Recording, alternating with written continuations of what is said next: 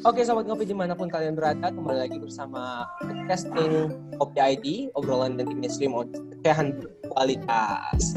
Setelah kita vakum beberapa bulan nih, akhirnya Kopi ID kembali lagi untuk berbagi keresahan bersama kalian semua di dalam podcasting yang sederhana ini.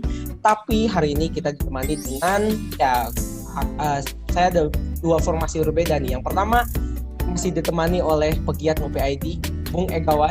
Halo Bung Egawan. Halo Bang Egawan. Oke, sehat Bang? Alhamdulillah sehat Bang. Ini Bang Egawan yang kemarin baru lulus sidang ya Bang ya? Insya Allah. Siap-siap jadi sarjana akuntansi. Nanti perspektif ekonomi ya Bang selalu ya. Siap, insya Allah. Oke. Dan selanjutnya juga ini nih yang baru gabung dengan kita, Bang Nurdin Soga. Dari dulu dia adalah salah satu peneliti di Bandung Political Research. Benar nggak Bang? Halo. Bandung Political Research gimana Bang? Udah vakum. tapi sengaja ini diundang karena kita akan ngomongin satu hal yang sekarang jadi kembali relevan, tentang isu radikalisme. Nah ini kebetulan kita datangkan ya ahlinya nih, penelitinya langsung ya. Bang Nurdin punya beberapa penemuan yang asik nih soal radikalisme. Ya kita seperti biasa habiskan waktu untuk ngoceh berkualitas di sini ya. Oke, mungkin untuk awalan kita ke pegiat Kopi ID dulu deh ya. Pegiat lama dan pegiat baru ya. Sekarang pegiat lama dulu nih tentang Bang Egawan. Halo Bang Egawan. Soal radikalisme nih Bang. Kemarin kan udah beberapa waktu lalu ya, Pak Menteri Agama lagi-lagi menyatakan bahwa radikalisme itu sesuatu yang berbahaya dan sampai-sampai mengidentifikasi kalau orang radikal itu adalah orang-orang yang pergi ke masjid gitu ya good looking lah, pergi ke masjid. Itu gimana sebenarnya, apa sih radikal itu? Mungkin bisa bantu Bang dalam kegedean suaranya. Radikal. Ya, mengenai radikalisme ya memang isu ini masih dijadikan sebagai isu utama barangkali ya bagi rejim saat ini, di mana memang pada awalnya pun gitu ya, pada pemilihan menteri ataupun di tahun-tahun sebelumnya memang ini menjadi salah satu kalau dikatakan program, bolehlah kita katakan program gitu, atau isu-isu yang memang itu diangkat oleh rezim gitu. Nah ini sebenarnya tidak bisa kita lepaskan juga dari geliat umat Islam gitu ya, kebangkitan ataupun persatuan umat Islam yang memang di tahun-tahun terutama pas rejim ini ya, pas 2016 gitu ya, 2017 di mana kita sama-sama menyimak bahwasannya persatuan umat gitu ya, yang melalui aksi 212, reuninya gitu ya, 411 sebelumnya dan yang lainnya itu memang lagi lagi geliatnya itu tumbuh gitu ya, umat Islam. Barangkali ada kelompok tertentu ataupun mungkin rejim itu sendiri yang khawatir akan menjadi salah satu poros yang itu bisa menyentil lah, istilahnya menyentil status quo ataupun keberadaan mereka gitu ya. Dimana kan memang dari geliat itu pun sendiri gitu ya, mampu waktu itu tahun 2017 kalau nggak salah, kekuatan umat ini dalam artian bisa menjegal gitu ya petahana di pilkada waktu itu kan di DKI gitu ya. Jadi ini menjadi suatu kekuatan yang dipertimbangkan gitu ya oleh penguasa gitu, sehingga memang isu ini masih tetap digelorakan ataupun menjadi perhatian utama gitu. Yang terkait radikalisme itu sendiri kan kalau kita lihat secara sisi politisnya gitu ya, bahwasanya ya ini hanya dikaitkan kepada kelompok-kelompok yang memang itu menyuarakan Islam gitu ya, ataupun memang yang mereka ya kalau kata Pak Menteri itu kan yang good looking gitu kan, yang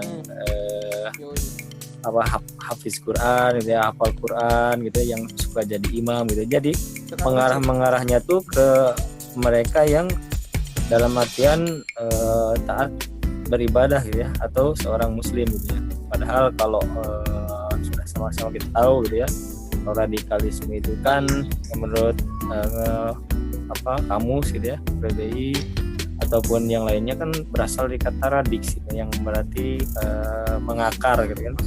Nah, mengakar ini terutama bagi para mahasiswa ataupun para ilmuwan, para dosen, profesor gitu ya, ya ilmunya itu harus mengakar gitu ya secara radikal supaya gagasannya itu kuat dan juga tidak mudah goyah gitu. Itu secara bahasanya gitu. Jadi mengenai radikalisme itu sendiri ya tanggapannya seperti itu. Jadi kalau kita lihat memang dari sisi politisnya ini lebih mengarah ke yang Pak Menteri Agama sampaikan ya. Jadi kekhawatiran itu muncul dari rejim gitu ya. Kekhawatirannya ya, perhatiannya diarahkan kepada umat Islam ya. Itu barangkali Bang Luk.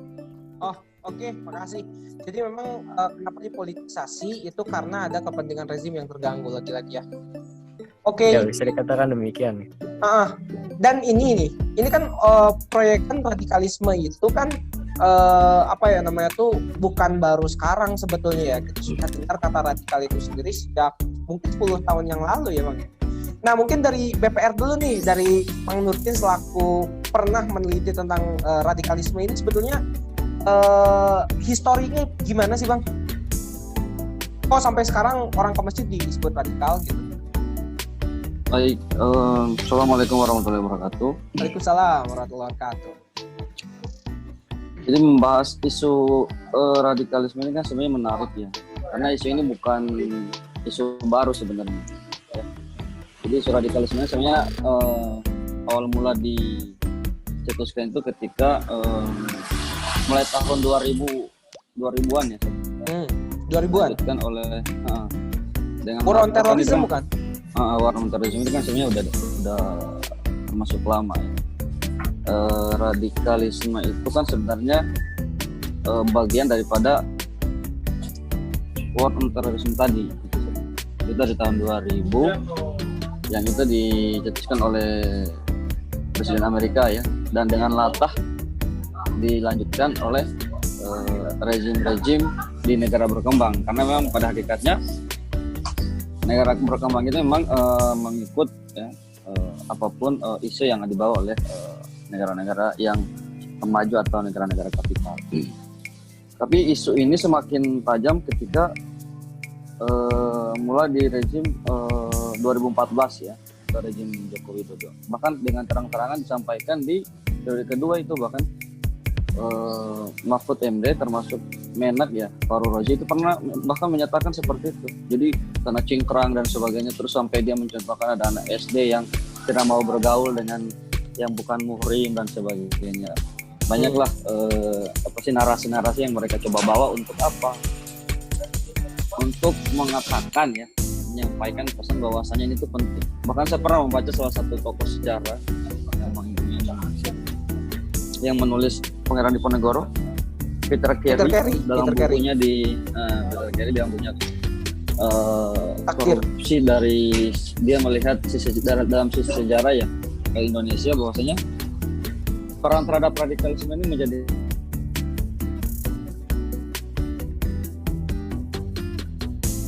Halo? Wah, sempat putus nih.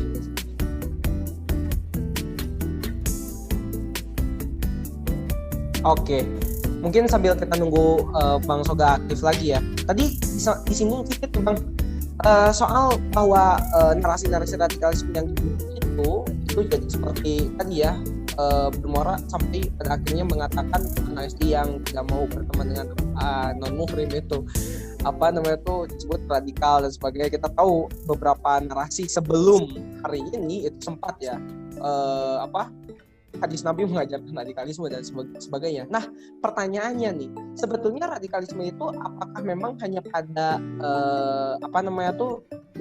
narasinya itu dibangun hanya kepada umat Islam saja, atau memang itu, atau karena memang di Indonesia itu umat Islam mayoritas gitu. Sedangkan kalau bagaimana dengan war on terrorism di luar sana gitu? Mungkin Bang Ega punya pandangan. Ya, justru ini yang tadi saya sampaikan tuh yang menjadi perhatian tuh sebenarnya jadi pertanyaan juga ya, kenapa gitu ya narasi ataupun isu dari radikalisme itu diarahkan hanya kepada Muslim gitu ya, dalam artian Islam gitu ya.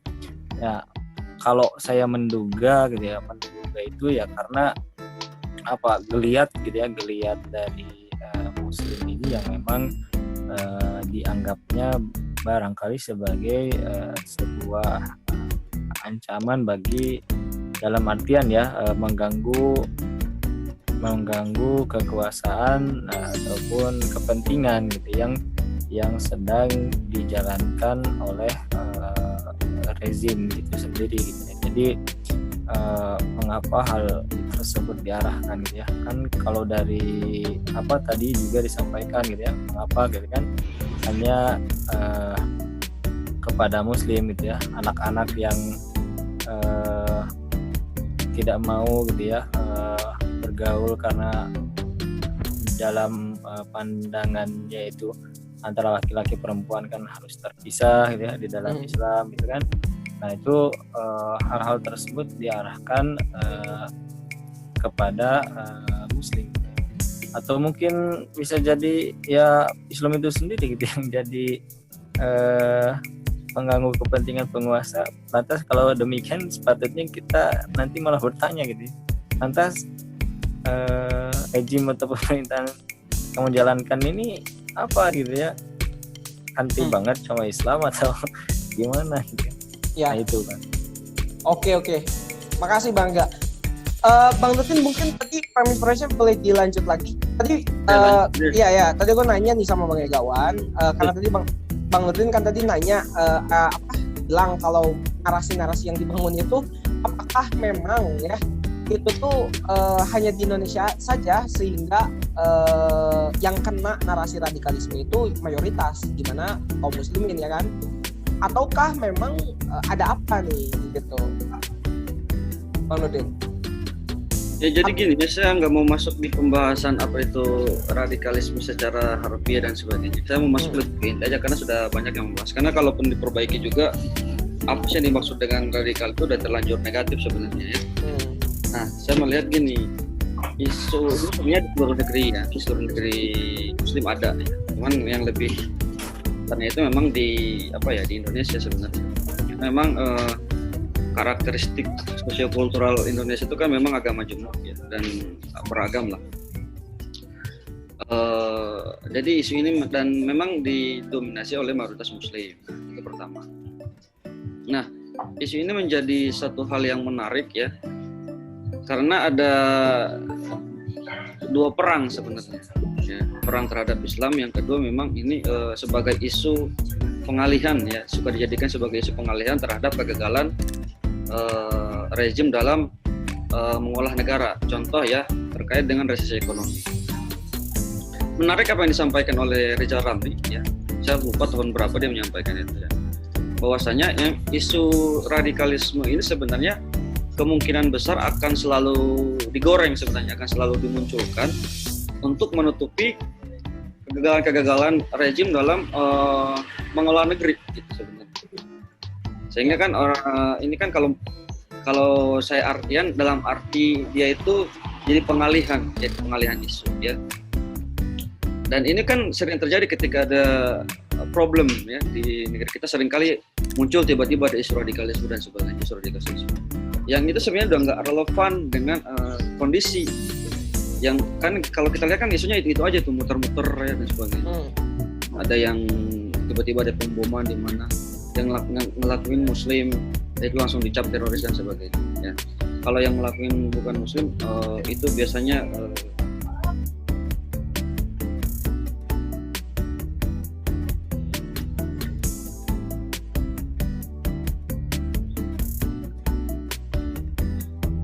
Jabatan.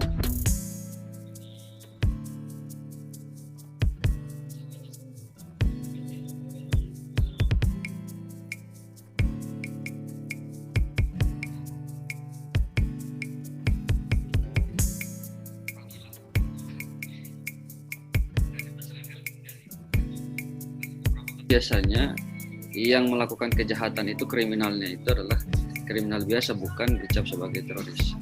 Biasanya kan yang dicap sebagai teroris itu kan yang mempunyai motif politik ya, yang mempunyai motif ideologi ya, yang punya pemahaman terhadap penerapan Islam ya dalam bentuk praktis ya kan. Nah, ciri-ciri ini kan sebenarnya berarti memperluas apa arti radikalisme itu sendiri. Yang tadinya cuma sekedar yang kekerasan, yang tadinya sekedar intoleran ya. Nah sekarang itu definisinya meluas ya, yang bahkan parahnya dengan latah Menak sendiri ya, itu Ustadz good looking ya, meluas sampai ke sana, yang itu sangat abstrak gitu. Jadi apa ukuran good looking ini, maksudnya itu kan abstrak. Jadi kalau ada yang kelihatan secara fisik menarik, ganteng, terus dia punya kapasitas dalam dalam ilmu agama, terus dia sebagai pengurus masjid, apakah itu secara sepihak kita bisa mengatakan dia orang radikal? Kan tidak seperti itu, ya kan? Ini kan absurd ya. Jadi ketika orang mendengar, masyarakat ini kan disampaikan di ruang publik gitu, dan ini kan bahaya gitu. Tapi alhamdulillah gini. Jadi sebagian saya lihat ya, meskipun saya belum melakukan risetnya secara khususnya, jadi sebagian saya lihat ya opini publik itu mengarah kepada ketidakpercayaan sebenarnya apa yang sering disampaikan. Karena gini, kenapa lahir ketidakpercayaan tadi? Karena antara yang disampaikan dengan realitas itu sangat berbeda gitu, ya kan? Artinya masyarakat kan kembali ke realitas bahwasanya ternyata tidak seperti demikian gitu. Bang, saya boleh potong dulu nggak? Oke, boleh. Nah, jadi kan tadi ada kesalahan pembacaan ya, maksudnya toh ketika Menak itu bilang mengidentifikasi orang radikal itu adalah orang looking yang suka ke masjid, toh akhirnya masyarakat itu kan tidak percaya dan justru akan jadi kontra kan. Nah, ini dalam kapasitas dia sebagai pejabat gitu ya, dalam kapasitas dia sebagai pejabat, sebetulnya apa yang salah gitu dalam pola komunikasinya? Kok bisa seorang pejabat itu secara sembrono ya dan ngawur ngomong seperti itu? Apakah karena beda generasi? Apakah ini memang ada faktor beda generasi yang akhirnya dia kayaknya kalau saya ngomong gitu seorang nerima deh? Padahal kan ya sekarang maksudnya publik bisa akses informasi dimanapun gitu kan, dan akhirnya kan jadi bunuh diri jadi bunuh diri karakternya, assassin karakternya tuh suicide karakter gitu ya, bukan lagi assassinate karakter tapi suicide karakter gitu. Itu gimana deh? Jadi gini ya,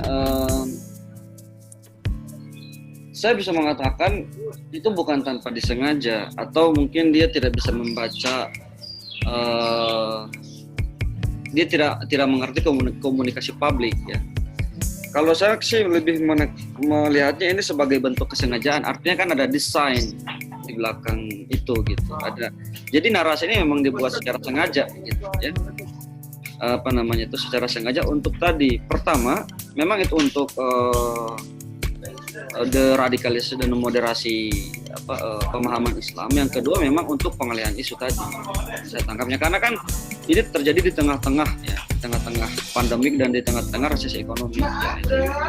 Dan ini kenapa saya bilang didesain, karena semenjak pelantikan rezim Jokowi tahun 2019 tanggal 20 Oktober itu memang sudah digembar-gemborkan. Pertama kali dilantik Menteri Mahfud MD kan langsung sampaikan bahwasanya ini menjadi tugas jadi Menko Polhukam dalam rangka deradikalisasi pemahaman Islam di tengah-tengah masyarakat.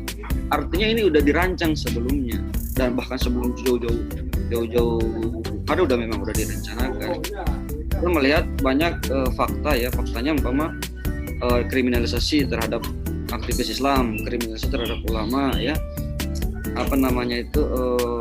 Banyak fakta-fakta yang bisa kita lihat ya. Artinya memang saya sepakat ini memang itu desain dan kedua itu untuk pengalihan isu. Nah, bagaimana dengan masyarakat yang melihat ini sebagai satu hal yang ternyata opini yang disampaikan oleh Menak ini tidak sesuai dengan realitas karena gini, sekarang itu ada dua media mainstream ya. Kalau zaman tahun 2010 ke bawah itu mungkin sosial media, YouTube dan sebagainya itu belum menjadi media mainstream. Yang itu bisa mengimbangi opini publik. Ya, betul. Dulu kan sangat terpusat ya. Satu. Jadi opini itu satu pihak disampaikan. Kita cuma menonton dan kita tidak bisa berkomentar di situ. Tapi di zaman sosial media itu menjadi satu media yang sangat efektif dan masif ya untuk melawan opini-opini atau untuk perang pemikiran ya kalau saya lihat di situ. Jadi apapun yang dilemparkan oleh rezim itu banyak yang merespon dan bahkan banyak masyarakat terpahamkan dengan adanya sosial media tadi sehingga mereka tidak langsung menelan mentah-mentah apa yang disampaikan oleh Menak tadi. Justru yang terjadi sebaliknya jadi pembulian massal ya, pembulian nasional. Ya, good look dan sebagainya itu kan jadi satu jadi joke tersendiri gitu, jadi semacam candaan di warung kopi, jadi candaan di kafe-kafe kan jadi lucu aja gitu kalau membahas tentang radikalisme sekarang ya. Nah, bagusnya gini, ternyata di tengah-tengah isu ini dibuat secara masif dan didesain secara sengaja gitu ya. Banyak memang aktivis itu memang aktivis media berupaya untuk menetralisir ya opini-opini tadi. Punten, ini suara saya kedengaran nggak? Kedengeran. Nggak hujan soalnya. Aman. Oke. Aman lah. Ini kebetulan barusan ada yang masuk lagi nih perang good looking selanjutnya. Bang Fajar, halo. Halo Bang Fajar. Halo. Kali ini Kang Fajar. Halo, Abang Firman. Sehat. Sehat. Oke. Ini kita lagi ngomongin soal radikalisme, isu yang cukup usang, tapi ini sebenarnya kalau kita lihat, kita ingin coba lihat secara historical proyekan ini tuh dari mana gitu. Jadi biasa kita kan tukang ngoceh gitu ya. Jadi bahwa datangnya isu radikal itu kan gak cuma datang karena ada di rezim Jokowi gitu ya, tapi juga sebetulnya ini agenda atau opini, narasi-narasi yang memang sudah terbentuk sejak dahulu kala ya gitu ya. Tapi mungkin kita baru-baru cerita bahwa pembentukan narasinya itu ada narasi-narasi yang lebih menjurus pada opini-opini Islam gitu ya. Bang Fajar mungkin nanti coba berkomentar juga ya.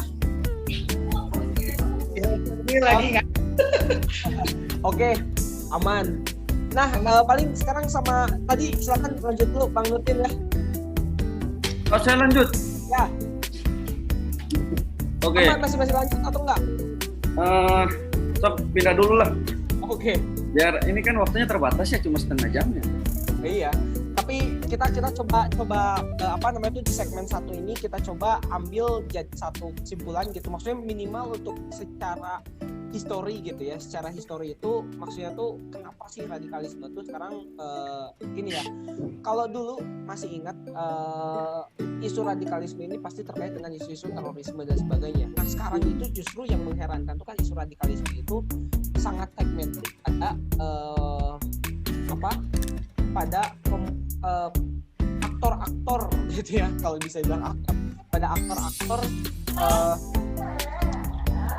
yang lebih umum. Kalau dulu kan aktornya tuh adalah orang-orang yang katakanlah let's say punya pemahaman yang tidak di luar keumuman gitu ya, punya pemahaman jihad yang sangat strict lah dan sebagainya kan gitu ya. Mereka punya pandangan soal jihad, bom itu boleh dan sebagainya. Tapi kalau sekarang radikalisme itu justru kok narasinya jadi mengarah pada hal seperti ini gitu, itu gimana gitu kan ya. Tapi minimal sampai kesimpulan itu deh, kita nanti akan lanjut lagi untuk segmen-segmen berikutnya untuk radikalisme ini, karena tadi penelusuran DPR pun belum banyak terekspos ya. Kita tapi coba dulu ke Bang Fajar karena Bang Fajar halo, pengamat medsos nih. Pengamat medsos ini selalu update nih soal isu-isu. Halo Bang Fajar, memungkinkan untuk gabung? Halo.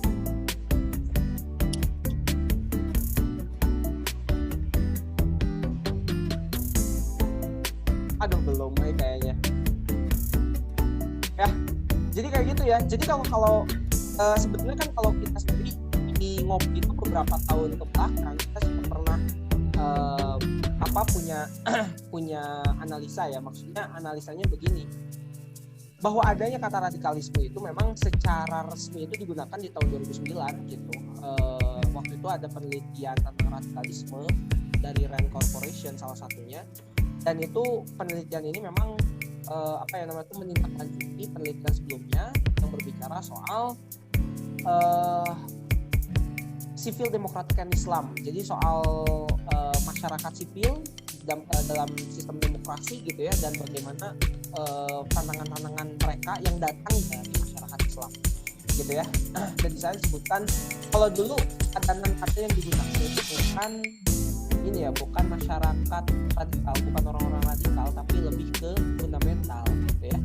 Jadi penelitinya itu menjadi salah seorang sosiolog dari AS, yang dia itu istri seorang angkatan udara di AS itu, Carol Bernard namanya.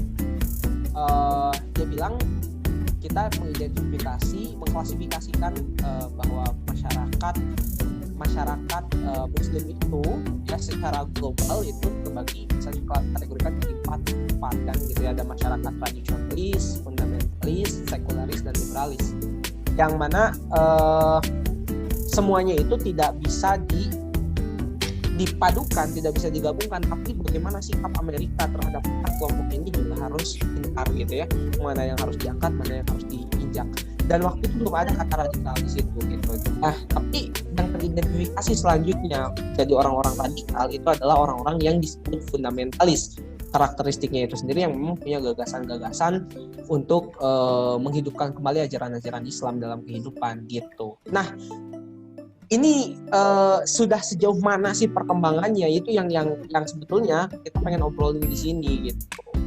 Sudah mana perkembangannya, karena sekarang itu justru level opini, level narasi tentang radikal itu justru sampai berani menyentuh level mana menggugat kebebasan beragama seseorang. Ya bayangin aja gitu, masuk masjid karena dia good looking, dia suka pulang pergi ke masjid, itu disebutnya radikal. Ini kan sudah menyerang kebebasan beragama ya kan. Ini menteri seperti ini tuh menteri yang radikal sebetulnya kan. Gitu. Ada komentar Bang Yawan? Ya, saya lucu aja sih sebenarnya menanggapi menteri agama ini. Justru bukannya seneng gitu ya melihat generasi muda-mudi yang rajin beribadah gitu ya, hafal Quran, pergi ke masjid gitu ya, dibandingkan dengan generasi mudanya yang terlibat seks bebas gitu ya, kekerasan, yang lainnya gitu kan, atau malah pergaulan bebas gitu ya, narkoba gitu. Itu sangat disayangkan gitu ya. Harusnya lebih perhatian itu miris gitu ya terhadap mereka yang melakukan pergaulan bebas dan yang lain sebagainya gitu ya. Bukan malah dalam artian di sini mencap jelek gitu ya, karena kan tadi konotasinya sudah jelek gitu ya, dan disampaikan dengan narasi patut diwaspadai gitu kan ya. Nah itu kan seolah-olah ingin terutama untuk masyarakat awam kan menjadi ini pandangannya itu kalau masyarakat awam yang tidak ini kan menjadi terbawa gitu ya kepada orang tersebut gitu ya. Ya itu menjadi negatif gitu ya. Harusnya kan gitu, kalau mau ini ya generasi muda itu harusnya diperhatikan lebih, itu yang tadi yang memiliki permasalahan-permasalahan gitu ya. Bagaimana kan ini sebagai Menteri Agama gitu ya, harusnya bagaimana bisa mengajak generasi muda itu untuk lebih mengenal Tuhannya gitu kan. Nah ini saya rasa miss job ya, atau gimana ya, dari atau misunderstanding dari peran atau fungsi dari menang itu sendiri. Nah itu barangkali itu yang malah terjadi. Oke. Jadi memang kalau kita lihat fenomenanya tidak bisa dibaca sebatas apakah ini sebagai dalam situasi politik, ini rezim nih ya, maksudnya karena ini rezimnya begini dan begitu. Kenyataannya narasi semacam ini sudah berlangsung sejak lama ya, dan itu tadi mungkin juga sempat dibahas itu sejak tahun 2000 gitu. Jadi narasi-narasi yang pada akhirnya berujung pada radikalisme itu narasi yang dibangun dari sejak lama. Ini bagian dari perang war on terror gitu ya. Nah mungkin nanti kita akan bahasan lebih lanjut lagi di situ gitu ya. Tapi karena memang sekarang waktunya sangat terbatas, kita coba cut dulu ya untuk segmen ini. Dan mungkin untuk mengakhiri segmen ini supaya kita tidak ngambang, saya pengen minta komentar dari yang hadir di sini, ada Bang Dewan, terus juga Bang Nurdin, tadi juga Bang Fajar, kalau misalkan bisa memungkinkan untuk berkomentar, silakan lah. Dari siapa dulu nih? Saya dulu lah coba ya. Oke. Baik, sebenarnya kan isu radikalisme ini adalah salah satu upaya dalam rangka legasi ya untuk mendistorsi ataupun menghindari Islam itu sendiri. Ini adalah upayanya ke sana. Jadi mengebiri dalam hal apa? Dalam hal bahwasanya Islam itu punya kemampuan sebagai mu'allaja muskilah, jadi sebagai solusi bagi persoalan kita. Yang selama ini kan yang dianggap adalah Islam itu harusnya dalam rangka private saja, ya, dalam rangka individu, dalam rangka ibadah madud. Jadi tidak boleh membawa Islam dalam bentuk praktis politik, apalagi dalam bentuk ideologis, ya. Dan itu kan Islam yang ditentang itu saya kan Islam yang bagian situ. Ya. Tapi terkait dengan Islam yang individual itu justru tidak terjadi gitu. Sehingga sebenarnya apa yang diupayakan dalam isu radikalisme adalah deradikalisasi dan moderasi dalam rangka untuk mengebiri ataupun mendistorsi pemahaman Islam. Gitu, terima kasih. Mangkas, oke, asik banget nih. Pegawan? Atau dari Fajar dulu nih? Fajar.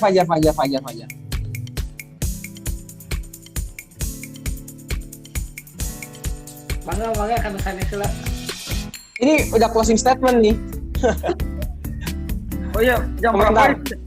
Hah? Jam berapa sampai ini, Yes? Jam 4. Oh, jam 4. Jar, ada? Baru nyimak nih. Oh, oke. Kita langsung ke Gawan aja ya. Iya, jadi gitu. Oh, oke. Oke, Gawan. Ya, terkait dengan radikalisme ini, jadi saya berharap gitu ya bahwasanya ini tidak menjadikan membuat citra buruk terhadap Islam gitu ya, karena ini nantinya akan berimpact negatif juga bagi kalangan masyarakat gitu ya, terutama dengan citra burukan ini menimbulkan pandangan-pandangan yang negatif terhadap Islam gitu ya, menjadikan juga takut atau akan ajaran Islam gitu ya, bahkan dikatakan bisa jadi mencederai dari umat Islam itu sendiri ya. Kalau tadi dikatakan Bang Muluk gitu ya, sampai kebebasan seseorang gitu kan ya dalam menjalankan ibadah menjadi terganggu gitu. Nah ini yang kita tidak harapkan itu sendiri. Jadi sebaiknya memang sebagai seorang pejabat gitu, ataupun pemerintahan gitu, apalagi ini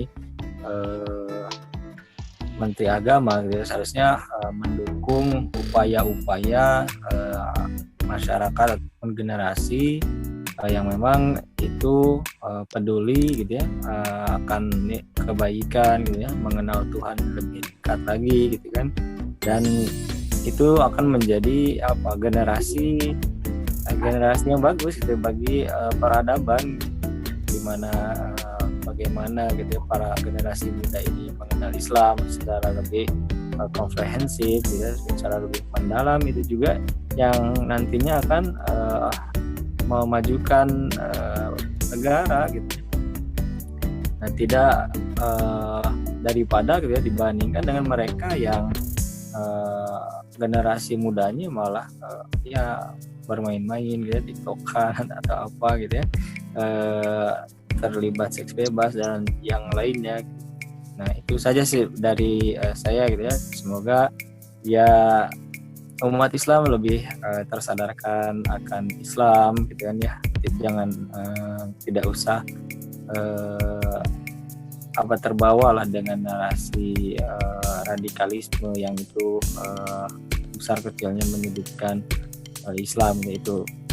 Jadi itu saja, Kang. Oke, barangkali itu aja ya untuk segmen kita. Terima kasih sudah bergabung dengan podcast yang OPID ini, Bang Igawan, Bang Fajar, Bang Nurdin ya. Sama-sama.